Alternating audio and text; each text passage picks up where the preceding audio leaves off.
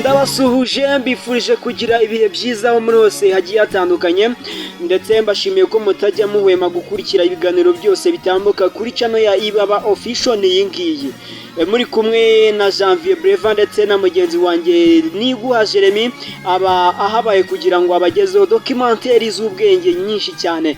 Amakuru ari kuvugwa rero nuko urukiko rukuru rwa Kigali rwahamije Ishimwe Kagame Dieudonné uzwi nka Prince Kid ibyaha bibiri rumusabira gufungwa imyaka 5. N'urubanza rwasomwe saa 7 n'igice kuri uyu wa gatanu tariki ya 13 ukwakira umwaka 2023.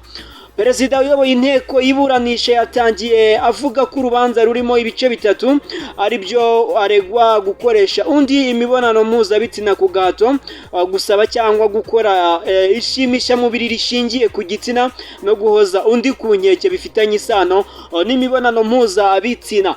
Ni mu gihe haburanywaga ubujurire bwatanzwe n'ubushinjacyaha.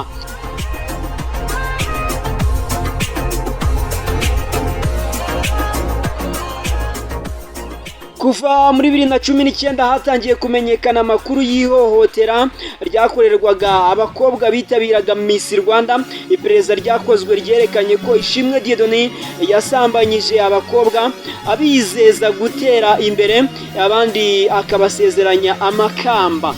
Yes, amazina kugira ngo ahabwe umutekano cyangwa se kubw'umutekano w'abatanze amakuru harimo witwa VMF, VBF na VKF. N'abakobwa batanze ubuhamya. Ubushinjacyaha buvuga ko umukobwa witwa VKF, nimvuga izo umenye ko ari kode nyine bagiye babaha kugira ngo amakuru yabo abe cyangwa se baba batekanye. Umukobwa witwa VKF, ubushinjacyaha bwasobanuye ko Ishimwe Dieudonné yabanje guha VKF ibiyobyabwenge, aramusambanya anamwizeza kumuha ibyo kurya no kuzamuha ikamba muri Miss Rwanda.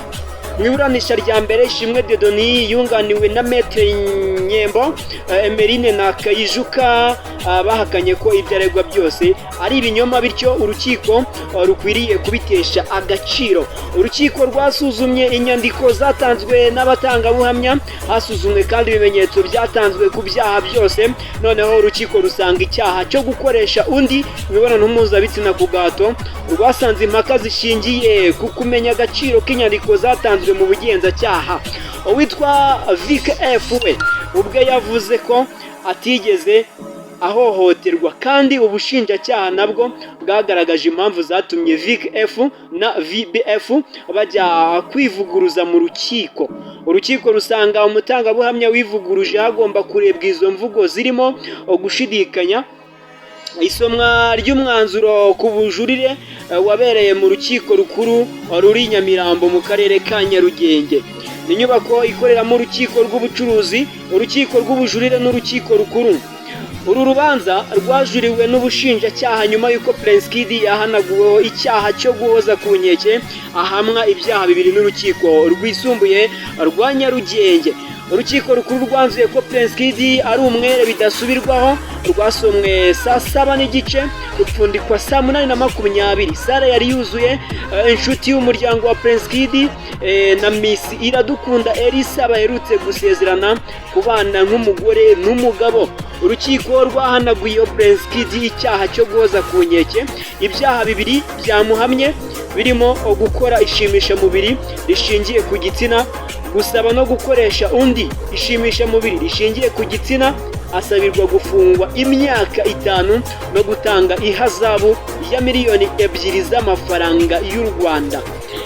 Kuwa 25 Mata 2022 nibwo urwego rw'igihugu rw'ubugenzacyaha rwataye muri yombi Ishimwe Dieudonné Prince Kid wateguraga irushanwa rya Miss Rwanda. Bisobanuye ko hashize umwaka umwe n'amezi 5 n'iminsi 20 akurikiranwa n'ubutabera kuri iyi nshuro rero akaba urubanza yari arimo aburana rwasojwe ahamijwe ibyaha bibiri akatirwa gufungwa imyaka 5 yose kandi yari ataranarangiza ukwezi kwe kwa buki. Ngayo nguko rero nibyo byarimo bivugwa ku bijyanye n'urubanza Ishimwe Dieudonné cyangwa se Prince Kid wateguraga Miss Rwanda yavugwagamo. Mbashimire ko muba mwabanye natwe, mwibutse gukora subscribe kugira ngo utazajya ucikanwa, ukande kukazogera kari hasi aho kugira ngo ujye ubasha gukurikirana buri kiganiro cyose dushyizeho. Gende Janvier Breva, ciao ciao.